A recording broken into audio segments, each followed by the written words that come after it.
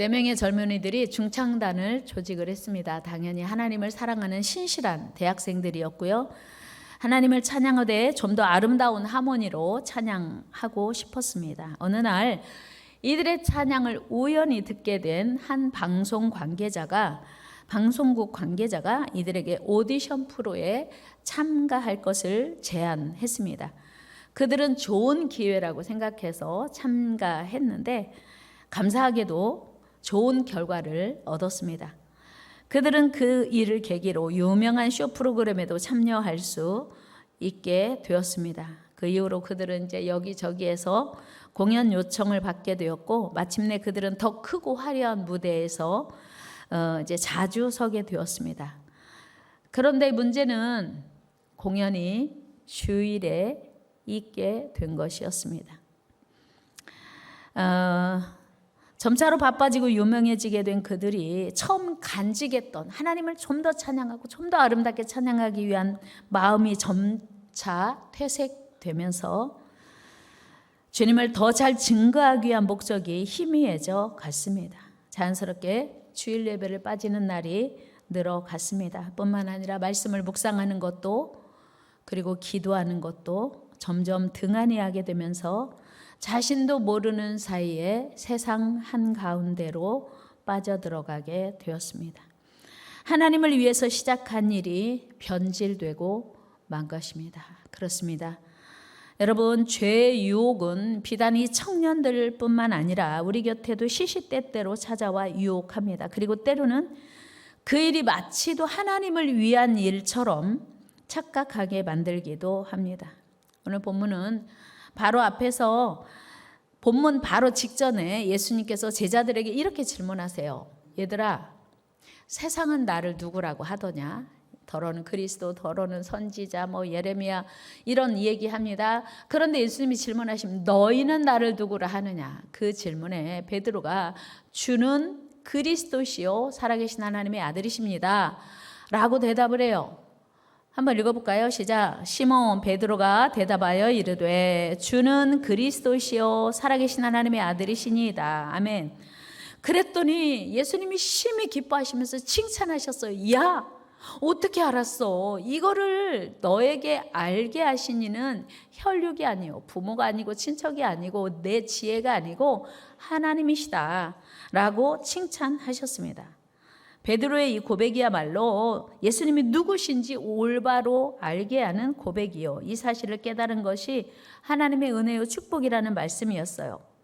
그 유명한 베드로의 신앙 고백의 내용은 뭐냐면 예수님이 그리스도시요 살아계신 하나님의 아들이십니다 라고 하는 신앙 고백이었던 거예요. 그리고 이어서 예수님은 베드로의 그 신앙 고백 위에 교회를 세우시겠다고 말씀하세요.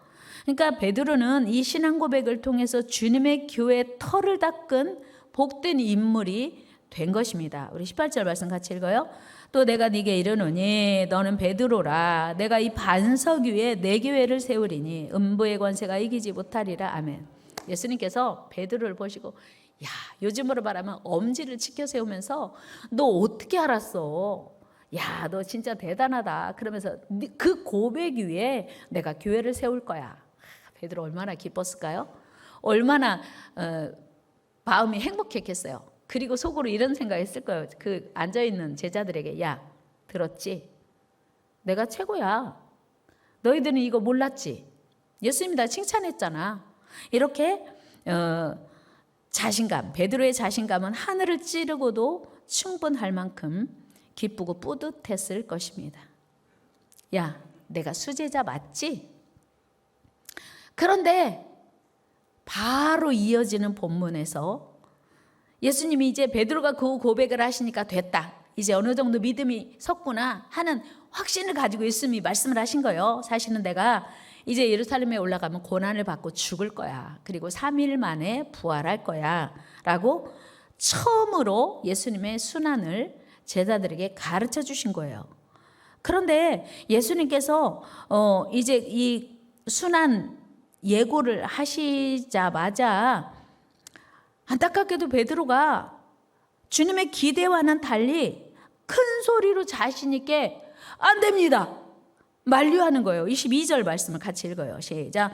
베드로가 예수를 붙들고 항변하여 이르되 주여 그리 마옵소서, 이 일이 결코 주께 미치지 아니하리이다. 제주도 베드로의 이 말 속에서 힘이 느껴지지 않습니까? 안 돼요. 주님, 절대 그러시면 안 됩니다.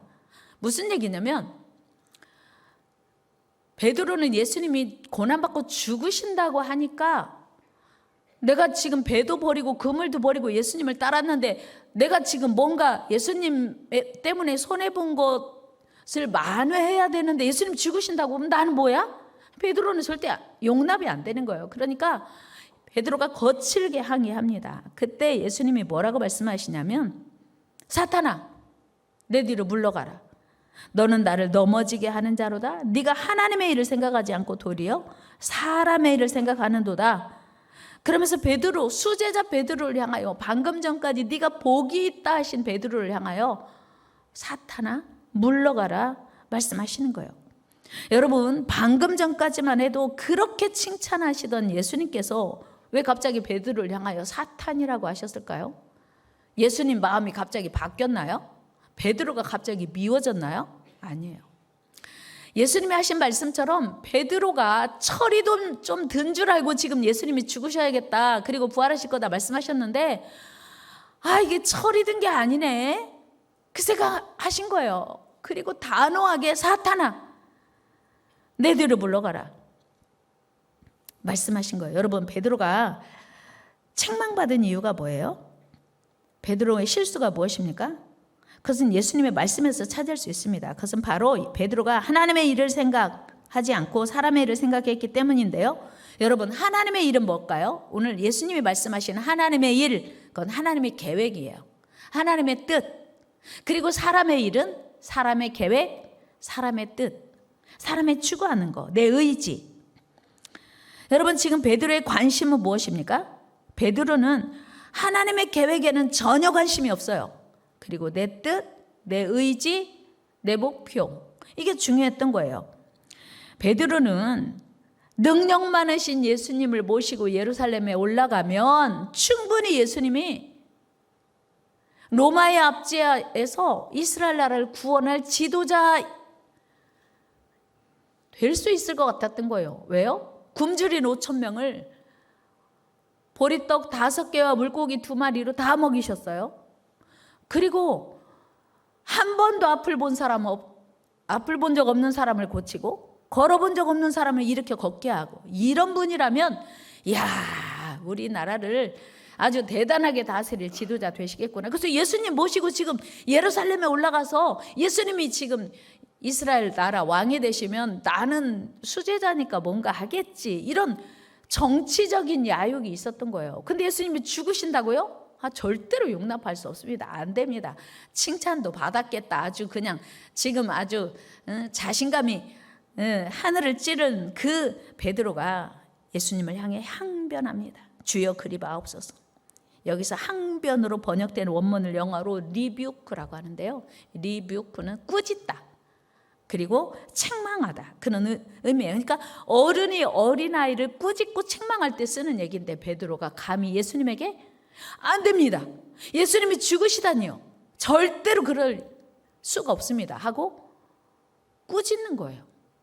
항변하는 거, 예수님께 아주 그냥 교만이 하늘을 찌르는 거 아시겠죠? 느껴지십니까? 근데 사실은요, 예수님이 말씀 속에는 내가 예루살렘에 올라가면 고난을 받고 죽어, 그런데 3일 후에 살아, 분명히 예수님 부활도 말씀하셨거든요. 그러면 이게 무슨 뜻이지 좀 한번 깊이 생각했어야 되는데, 사람은요 자기가 듣고 싶은 것만 듣는 거 아세요? 제가 지난주에 우리 교역자 어떤 분이 얘기했어요. 9시까지 본당에 와서 기도하세요, 예배를 위해서. 분명히 얘기했어요. 근데 올라오세요만 들었어요. 시간은 안 들은 거예요. 이런 일이 우리 너무 많아요. 애들한테 심부름 시킬 때도 너 이거 해라, 그러면 엄마가 뭐 줄게, 그러면 뒤에 것만, 앞에 거는 잊어버리고 뒤에 것만 머릿속에 꽂혀가지고 엄마 뭐 줄 건데? 이거 하면 줄 거야. 먼저 하고 뒤에 선물이야. 우리는요 다 내가 듣고 싶은 것만 들어요. 오늘 베드로도 자기가 듣고 싶은 것만 듣는 거예요.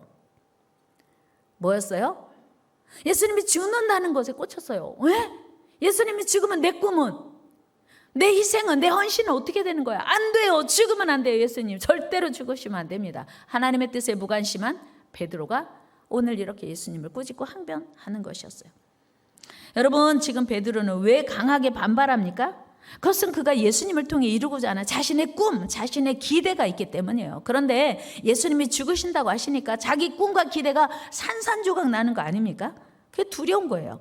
사실 지금 베드로는 십자가 없는 영광, 그렇게 하지 말고요, 죽으시지 말고 계속 사세요, 예루살렘의 왕이 되세요 라고 이야기한 거예요. 이거는 마치 마태복음 4장에 사탄이가 와서 예수님에게 나에게 절해라, 내가 그러면 왕이 되게 해줄게 한 거하고 똑같아요. 마태복음 4장 봅니다. 시작. 마귀가 또 그를 데리고 지극히 높은 산으로 가서 천하만국과 그 영광을 보여 이르되 만일 내게 엎드려 경배하면 이 모든 것을 네게 주리라. 이 모든 것을, 마귀가 절만 하면 다 준대요. 이 마귀는요 고난 없는 영광을 취하라고 예수님에게 유혹하는 거예요. 이 예수님은 베드로를 향해서, 마귀를 향해서 사탄아 내 뒤로 물러가라 강하게 꾸짖으시죠. 사실 예수님의 십자가 사건은요 예수님의 의지가 아니에요. 예수님의 계획이 아니에요. 예수님은요 십자가 사건 별로 원하지 않으셨어요. 별로가 아니라 저 할 수만 있으면 이 잔을 내게 지나가게 해달라고 하는 예수님의 기도를 보면 예수님은 십자가 지기 원치 않았어요. 예수님은 절대로 십자가 계획하신 분이 아니고요, 원하지도 않았어요. 그런데 예수님의 십자가는 이미 700여 전에, 예수님이 이 땅에 오시기 700여 전에, 지금으로부터 2700년 전에 하나님께서 이사야 선지자를 통해서 예언하신 바 있는 전적인 하나님의 인류 구원의 계획이었습니다. 이사야 53장 4절 말씀 읽어요. 시작. 그는 실로 우리의 질고를 지고 우리의 슬픔을 당하였거늘 우리는 생각하기를 그는 징벌을 받아 하나님께 맞으며 고난을 당한다 하였노라. 아멘. 무슨 말씀이냐면 예수님이 십자가 지고 골고다 언덕 올라갈 때 수많은 사람들이 모여 있었어요. 그 사람들의 반응이 무엇이었냐면, 와, 저 청년 예수는 왜 십자가를 지고 올라가? 엄청난 죄를 지었나 보네. 뭐 죽을 일이 있었나 보지. 이렇게 생각했다는 거예요. 지금도 예수님의 십자가를 생각할 때 무슨 죽을 죄가 있었나 보지 라고 생각하는 거예요. 근데 사실은 그게 아니라는 거예요. 5절에도 말씀 보면 분명히 예수님의 십자가는 우리 때문이라고 써 있어요. 읽어요. 그가 찔림은 우리의 허물 때문이요 그가 상함은 우리의 죄악 때문이라. 그가 징계를 받음으로 우리는 평화를 누리고 그가 채찍에 맞음으로 우리는 나음을 받았도다. 우리 때문에 예수님이 죽으셨는데 뭐 예수님이 죽을 죄를 졌나 보지, 그렇게 생각하는 사람이 그때도 있었고 지금도 있다는 거예요. 7절 같이 또 한번 읽어보면, 같이 읽어요. 그가 곤욕을 당하여 괴로울 때에도 그의 입을 열지 아니하였으며 마치 도수장으로 끌려가는 어린 양과 털 깎는 자 앞에서 잠잠한 양같이 그의 입을 열지 아니하였도다. 예수님 할 말이 얼마나 많으셨겠어. 내가 나의 죄 때문에 죽는 게 아니야, 여러분들 너희들 때문에 죽는 거야 라고 했으면 얼마나 말하고 싶으셨겠어요. 한 말씀도 안 하셨어요. 마치 죄인처럼 털 깎는 자 앞에서 할 말 없는 양처럼 묵묵히 끌려가셨어요.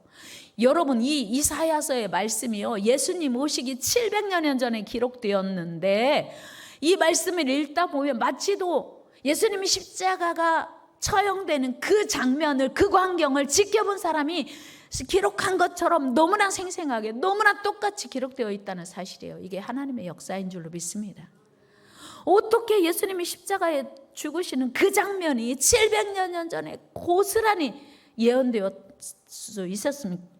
있었을까요? 하나님의 계획이었기 때문에 증명하는 거예요.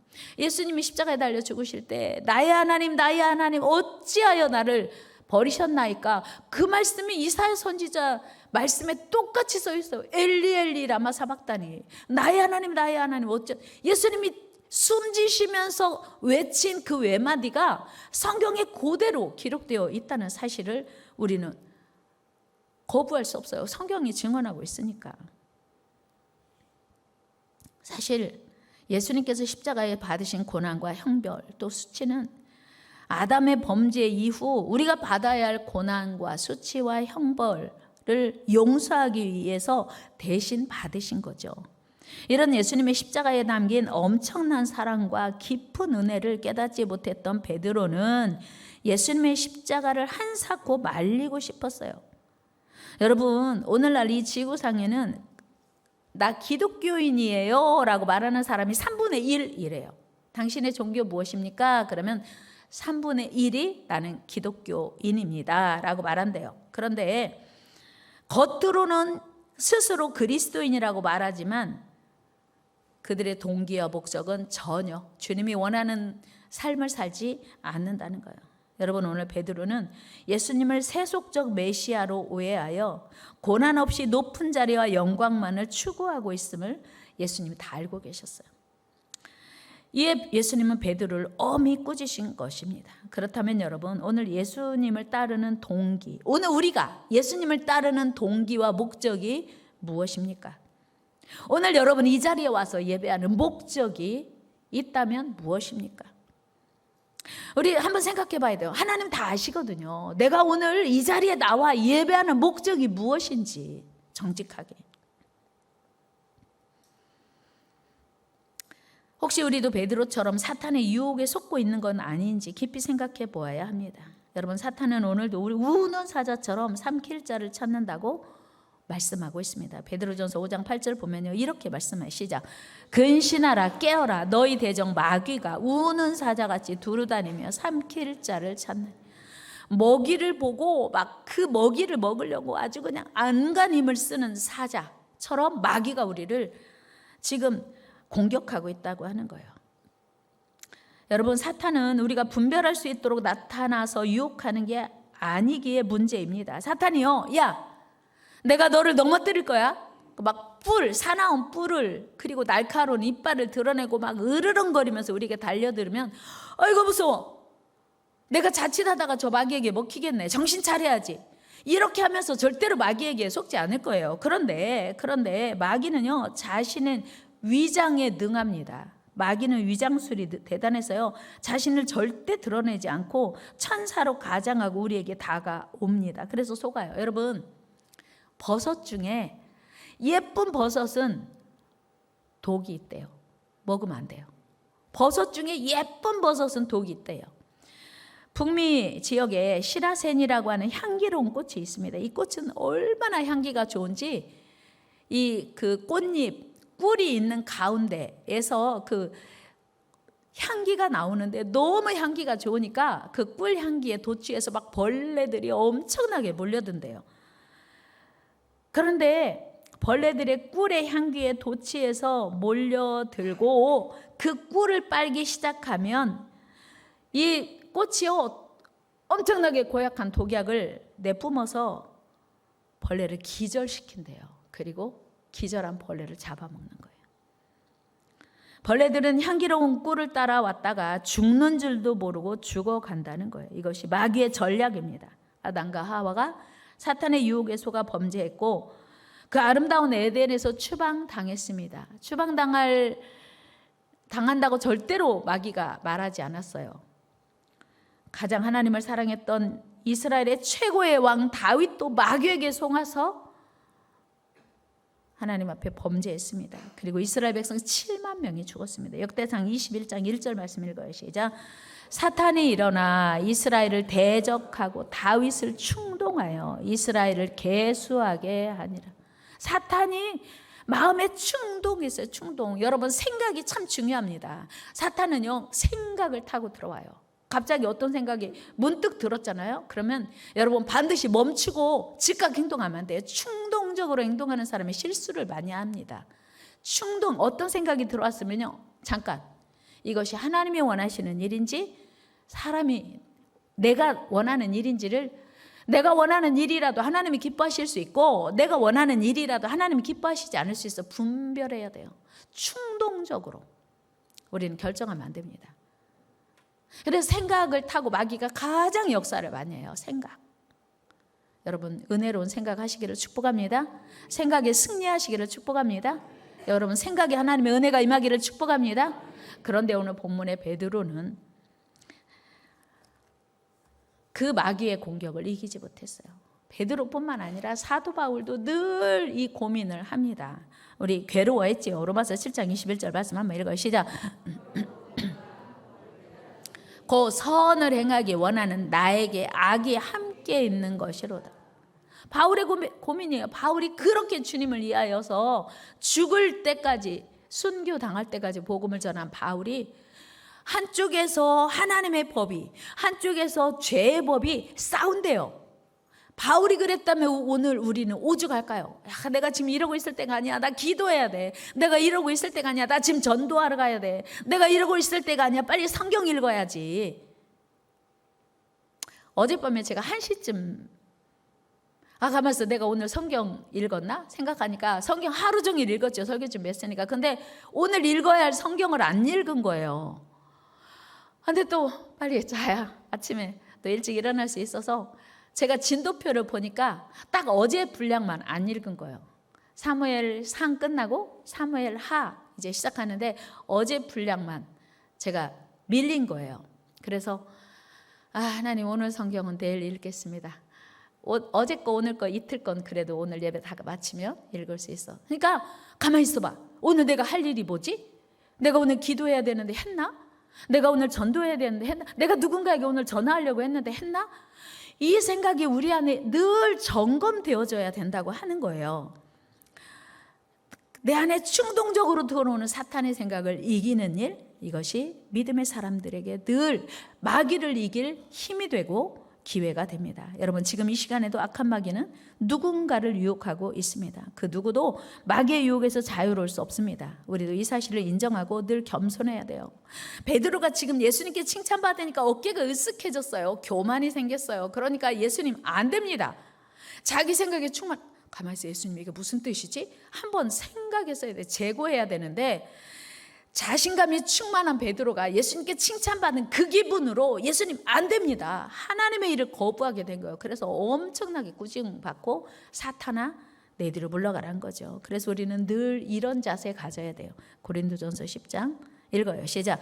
그런 줄 선줄로 생각하는 자는 넘어질까 조심하.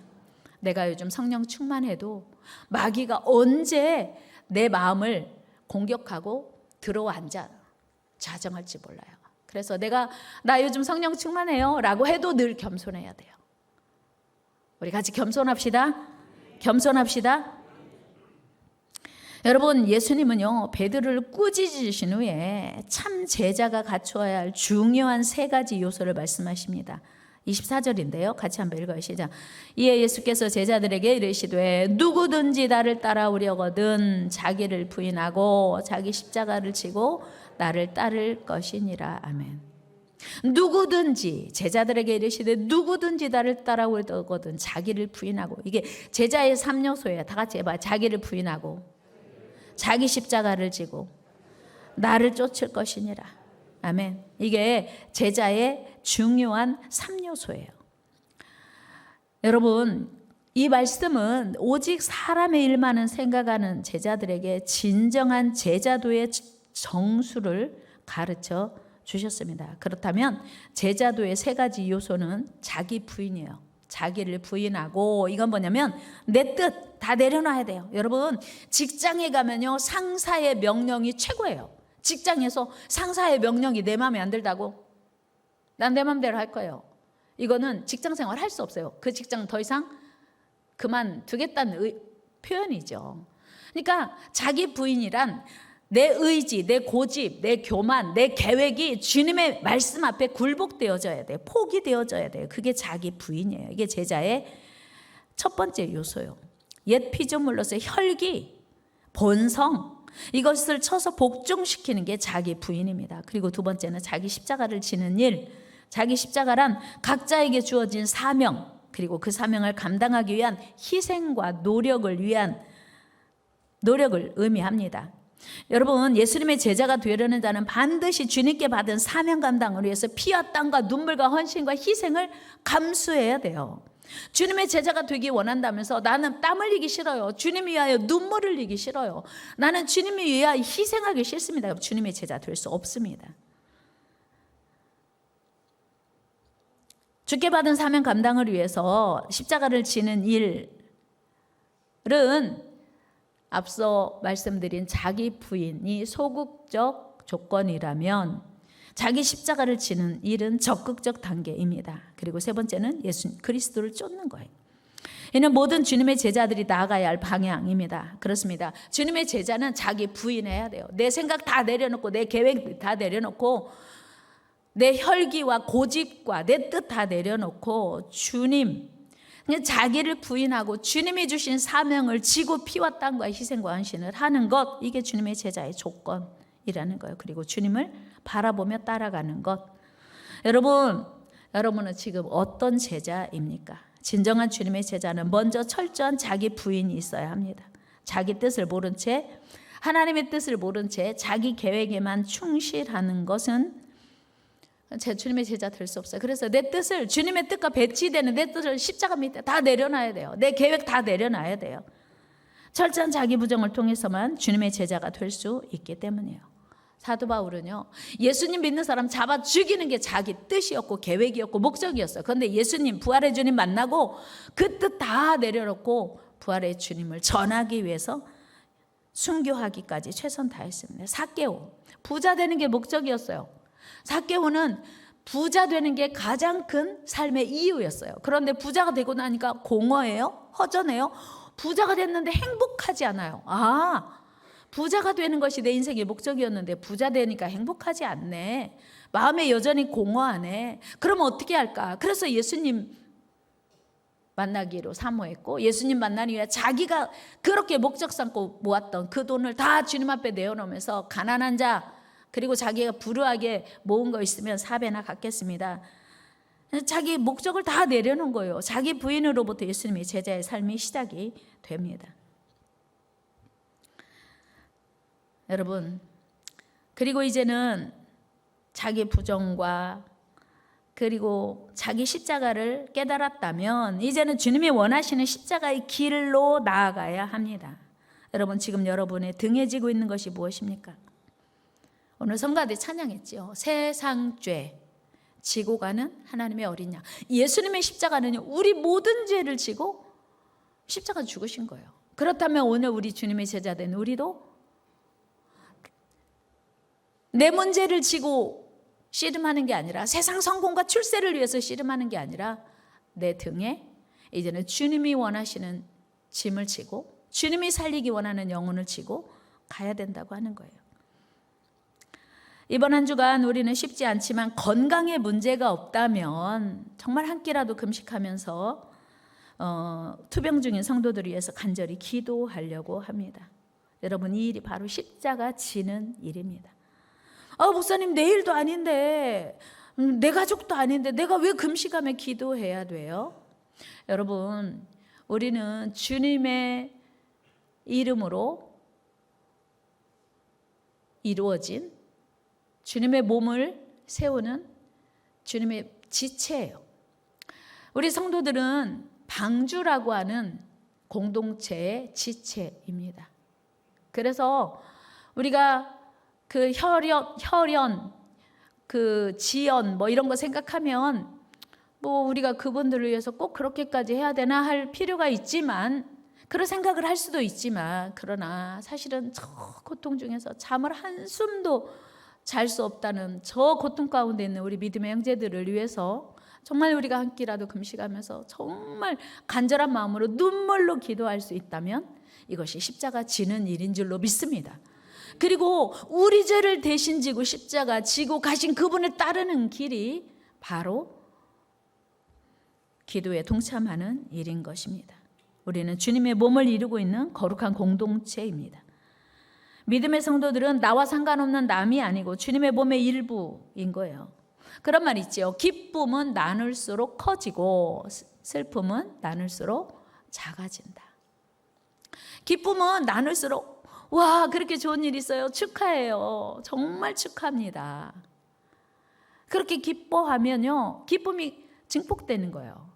그런데 슬픔은 나 혼자 가지고 있으면 나 혼자 힘들고 어려운데 누군가가 같이 짐을 져주면 슬픔은 훨씬 작아지는 것입니다.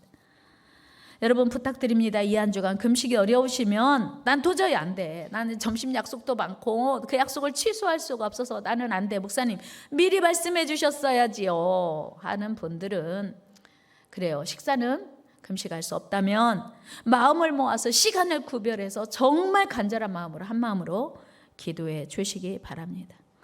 여러분 25절에서 우리 주님은 분명히 말씀하십니다. 누구든지 제 목숨을 구원하고자 하면 잃을 것이요 누구든지 나를 위하여 제 목숨을 잃으면 찾으리라. 여러분 이 말씀은 구원의 진리에 대한 최고의 역설 그리고 생명에 대한 최고의 황금률입니다. 죽고자 하면 살 것이요 살고자 하면 죽을 것이라.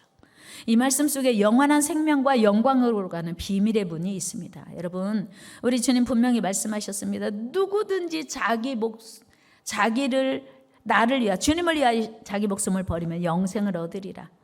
무슨 뜻이에요? 진정한 생명은 영원한 생명을 얻기 위한다면 하나님을 위해서 우리의 목숨을 내어놓으라는 거예요.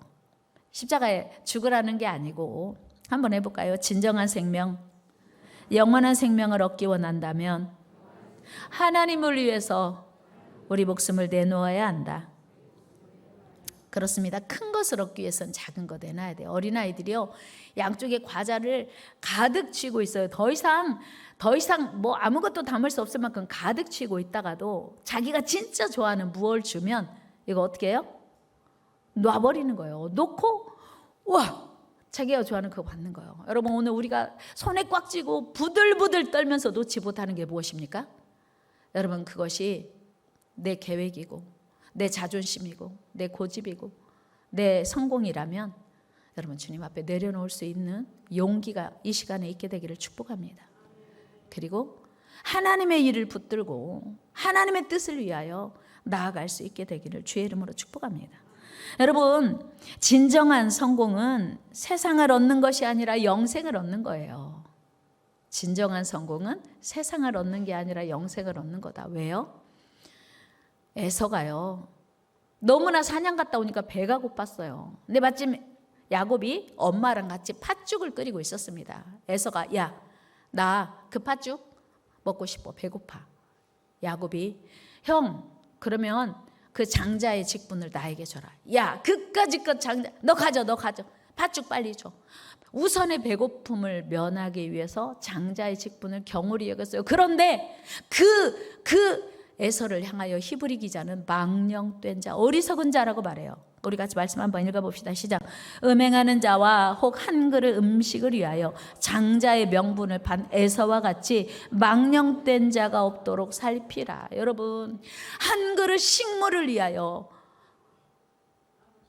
에서의 그 장자의 직분을 포기한 모습을 망령된 자, 어리석은 자라고 하는 거예요. 여러분 에서의 장자의 직분에 어떤 복이 담겨 있는 줄 아십니까? 예수 그리스도의 조상이 되는 빛나는 가문이 되는 놀라운 축복을 하나님이 주신 거예요. 태어날 때부터. 그런데 그 팥죽 한 그릇에 너무 아찮게 여기고 가볍게 여기고 팔아버린 거예요. 여러분 예수님의 제자라고 하는 그 사명이 얼마나 존귀한 자리인지 모릅니다. 여러분 그 사명 기쁘게 감당할 수 있기를 축복합니다. 사랑하는 여러분, 여러분은 잠시 있다 없어질 세상의 일이 우선입니까? 하늘의 신령한 일이 우선입니까? 여러분은 세상 일 때문에 하늘의 일, 하나님의 일을 희생시키는 어리석은 자가 되지 않기를 바랍니다. 반대로 하늘의 영원한 것들을 위해서 잠시 있다 사라질 안개와 같은 우리 삶을 기쁨으로 투자하시기를 축복합니다.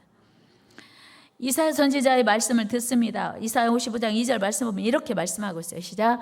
너희가 어찌하여 양식이 아닌 것을 위하여 은을 달아주며 배부르게 하지 못할 것을 위하여 수고하느냐. 내게 듣고 들을지어다. 그리하면 너희가 좋은 것을 먹을 것이며 너희 자신들이 기름진 것으로 즐거움을 얻으리라. 아멘. 예수님도 친히 말씀하셨어요. 요한복음 6장 27절에서 이렇게 말씀하셨어요. 다 같이 썩는 양식을 위하여 일하지 말고 영생하도록 있는 양식을 위하여 하라. 아멘. 여러분 6일 동안은 여러분 열심히 세상에서 일하시잖아요. 필요해요. 그런데 그것에만 충성하고 6일 동안의 그 일이 하나님과 아무 상관이 없다면 그건 썩는 양식만을 위하여 하는 일이에요. 6일 동안 열심히 일해서 내가 먹고 건강하고 자녀들과 행복하게 살면서 하나님을 예배하고 하나님을 기쁘시게 하고 복음 전하기 위하여 열심히 일한다면 그 일은 하나님의 일이에요. 똑같이 6일을 세상에서 살지만 목적에 따라서 전혀 그 일이 하나님의 일이 될 수도 있고 사람의 일이 될 수도 있다고 하는 거예요. 여러분, 예수님이 오실 때 이사야상에서 각 사람 행한 대로 갚으신다고 오늘 27절로 말씀하고 있습니다. 각 사람 행한 대로 갚으신대요. 갈라디아 6장에 심은 대로 거둔다 하셨습니다. 그런데 우리가 사는 세상은 이와 다르게 돌아가는 것 같은 때가 있어요. 어떤 사람은 착하고 선하게 사는데 어려운 일만 있는 거예요. 어떤 사람은 진짜 악한데 잘 되는 것 같아요. 그럼 우리가 혼란스러워요. 야, 하나님 말씀대로 사는데 왜 우리는 이렇게 힘드냐? 저 사람은 악한데, 저 사람은 진짜 말도 안 되게 고약한데 왜 저렇게 편하게 잘 사냐? 여러분, 아직 우리 심판대 앞에 서지 않았어요. 하나님 앞에 심판대 서면 반드시 행한 대로 뿌린 대로 거두게 하신다고 하시니 여러분, 시험 들지 말고 끝까지 믿음의 경주 다 잘하시기를 축복합니다. 여러분, 흔들리지 마세요. 고린도전서 15장 58절에서 바울은 이렇게 말하고 있어요. 같이 읽어요. 그러므로 내 사랑하는 형제들아, 견실하며 흔들리지 말고 항상 주의 일에 더욱 힘쓰는 자들이 되라. 이는 너희 수고가 주 안에서 헛되지 않은 줄 알미라. 아멘.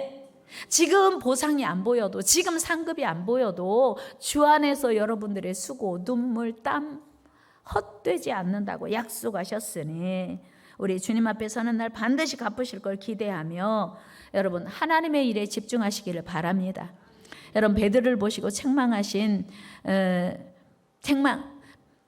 예수님, 베드로는요 진짜 사기가 충천했다가 그 사기가 땅으로 곤두박질 쳤어요. 그랬으면 정신 차려야 되잖아요. 어머, 내가 예수님을 기쁘게만 하는 줄 알았는데 마귀의 역할, 하나님의 일을 방해도 할 수 있구나 하면 정신 차렸어야 돼요. 회개했어야 돼요. 그리고 하나님 앞에 믿음을 가다듬었어야 돼요. 그런데 여러분 아시지 않습니까? 베드로는 예수님이 십자가 밑에 따라가지 않았어요.